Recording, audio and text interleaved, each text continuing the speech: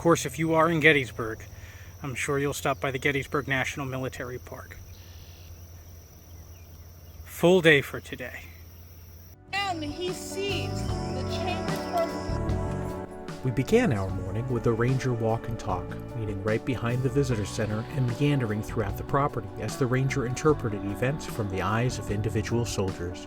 We hear and envision groups of hundreds or thousands of soldiers, but by selecting a small number of individuals and recounting the events from their perspectives through their letters and correspondence back to their individual families, these talented park rangers help to bring history to life in a down-to-earth and personal manner, allowing visitors to relate to these pivotal events of American history. Our walk took us on accessible paths through the woods and into open fields, leading us to Lydia Leicester's house and farm, the house where the widow lived with her 4 sons. Upon receiving word of the likelihood of battle nearby, she evacuated her home, which was commandeered by Union General George Meade to serve as his headquarters for the battle, given its prime central and viewing location to both battle lines and his troops. During the events of Pickett's Charge, the last gasp attempt by the Confederates on the 3rd day of the battle, many of the Confederate cannons overshot their targets and caused significant damage to Lydia's home, forcing Meade to relocate his headquarters and forcing Lydia and her sons to undergo significant repairs on the structure.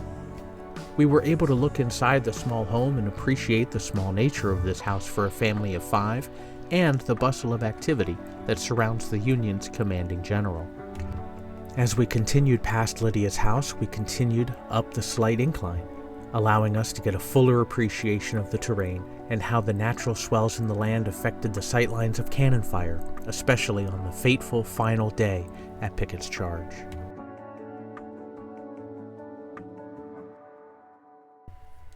After lunch at the Visitor Center, we drove the auto tour, which takes you to particular areas of interest throughout the battlefield. While on the auto tour, audio files are available on the National Park app to hear rangers explain the terrain, strategy, and events of the area, as well as the coincidences and happenstances that led to important and decisive outcomes, including fighting at the Wheat Field, Peach Orchard, Little Round Top, and Culp's Hill. Well, we're at Culp's Hill, the Gettysburg battlefield. One of the many high ground locations sought by Union and Confederate troops. As you get the high ground, you can see and you have a decided advantage. Now, of course, now here, trees are a lot taller than they were in 1863. Still some fantastic views.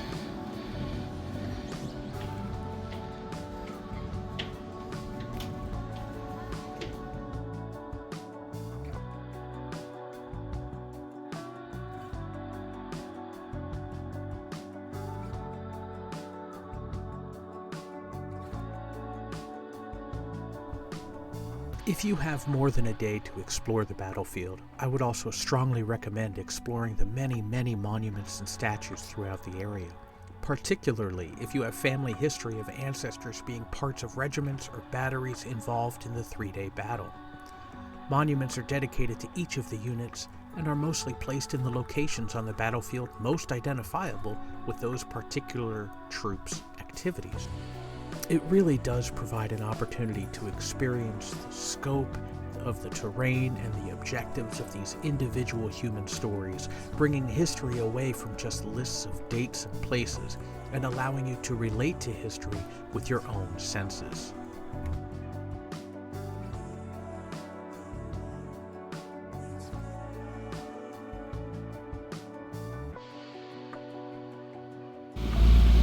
Just part of Gettysburg battlefield. This place is massive. And they have cannons lined up where the appropriate lines were. Every now and then they'll have some reenactors or living history providing some demonstrations of parts of the battles.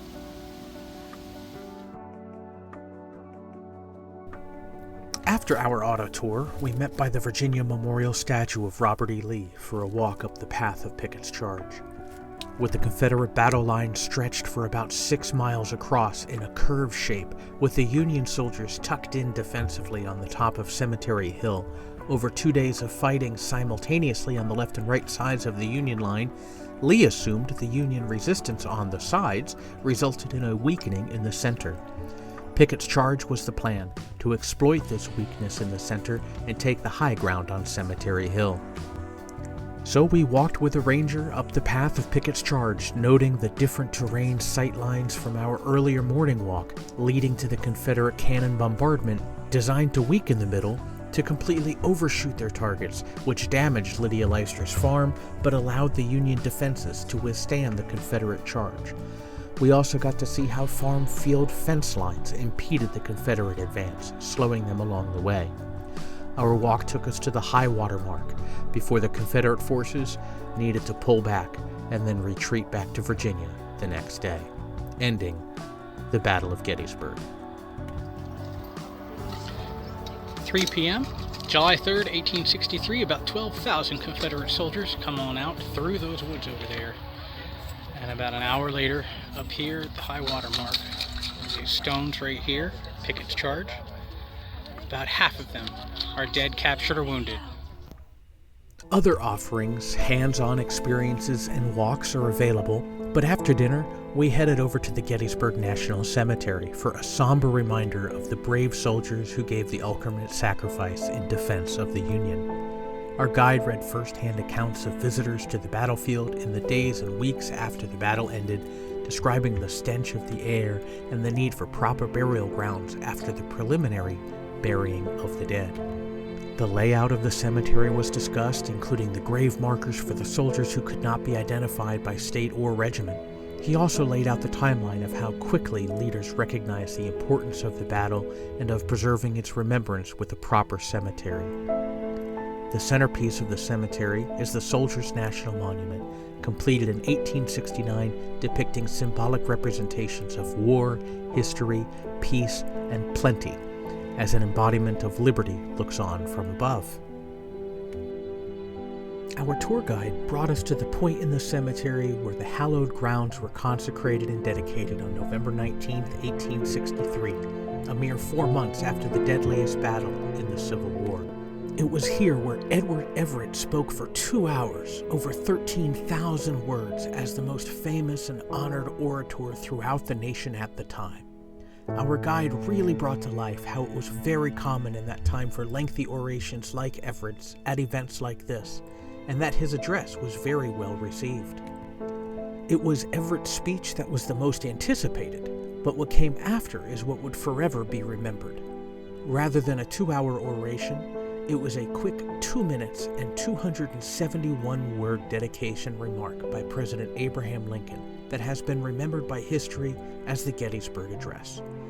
Again, our guide led us into how carefully crafted the president's short address was, tying together the Declaration of Independence and the Constitution of the United States as the 2 founding documents of the nation to the events at Gettysburg and the importance for Americans to remember the cause of keeping the Union together and to forever remember those soldiers who gave their lives so that this great American experiment shall not perish from the earth.